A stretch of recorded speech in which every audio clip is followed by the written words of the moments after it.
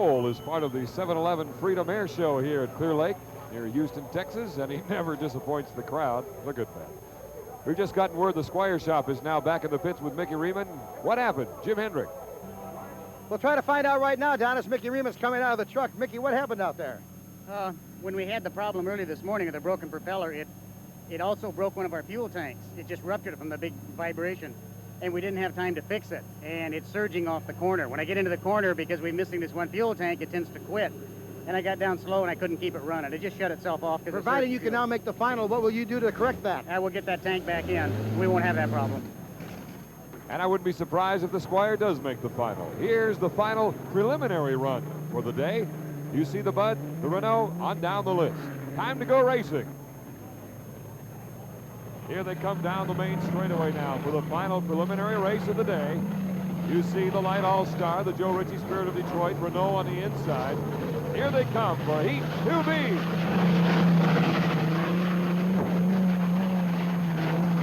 The Light All-Star on the right of the screen. The Tosti coming up now on the left as you see them going to the wide first turn. The Joe Ritchie Spirit of Detroit with Todd Yarling against the Light All-Star and Tom DeEast. Coming around on the outside on the left of your screen, he'll be coming by as the Tosti with Steve Reynolds. He's got a lot of speed, a lot of boat speed as he comes way wide of the other boats. The Light All-Star with a slight lead coming out of the turn.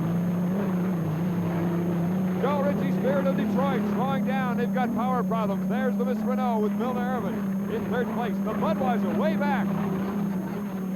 And the Tosti is now moved up even with the Light All-Star. So you've got two turbine boats, those Lycoming turbine engines, battling it out in Heat 2B. The Budweiser coming around, Milner Irvin and the Miss Renault taking over third place and now going after the two turbines.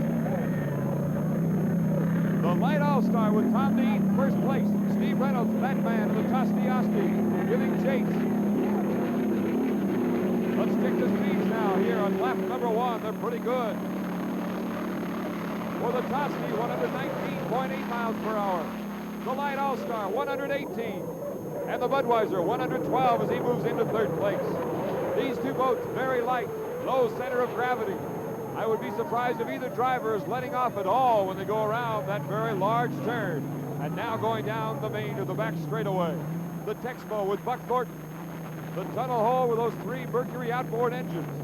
Qualifying for the first time in 1984. The Budweiser, maybe power problems, we don't know. Or maybe he's just laying back because he knows if he can pick up maybe a third place here, he'll save an engine and move into the final in very good shape with, say, around 625 points. The Tosti is now moving slightly ahead of the Light All-Star. Steve Reynolds, remember, he needs points. He has none for the day so far. If he wins here, he'll get 400, and he should make the final. Speed for the Tosti, he's moving up, 127.4 miles per hour. The Light All-Star, 125. The Budweiser, 116.9 miles per hour. Very good speeds on this preliminary race. And it looks like Milner Irvin and the Miss Renault is laboring a bit. Turbocharged Allison engine. The Tosti now has moved clearly into the lead ahead of the Light All-Star. Tom DeEast right there, winner of the 76 Gold Cup. Jim Kropfeld, the national champion out of Cincinnati in third place. The Tosti running as well now as it has all year. Somewhat reminiscent of Syracuse, New York, where the boat was running like a rocket. It had trouble in the earlier heat today, but now it is running without a click. It's running beautifully. The Tosti first place with Steve Reynolds. Second place, Tom DeEast and the Light All-Star. Third place to the Bud. Fourth place going to Milner Irvin and the Miss Renault around the tight second turn and coming down the main straightaway in front of the fans here on Clear Lake in Houston, Texas. The Tosti again going around that wide first turn, extending his lead. It appears he's about to lap one of the slower boats as the Tosti comes around and heads down the back chute. Jerry Burhill, the crew chief for the Tosti, done a lot of work on those engines, as of course the crew for the Light All-Star has. And the Budweiser with the Griffin engines. Uh-oh, fire on the Miss Renault around the turbo area and that Allison engine. We'll get an update on that. In the meantime, there's the leader, Steve Reynolds again of the Tosti, the U-10. Still Still a lot of smoke coming out of the Miss Renault. Milner Irvin, the driver, of course, has fire extinguishers. He has a hand extinguisher. Looks like he's using it now, putting out the remainder of the fire. Hopefully not too much damage there. But here comes your leader, and it looks like the winner for Heat 2B, Steve Reynolds, the Tosti Asti 400 points. That should put him in the final.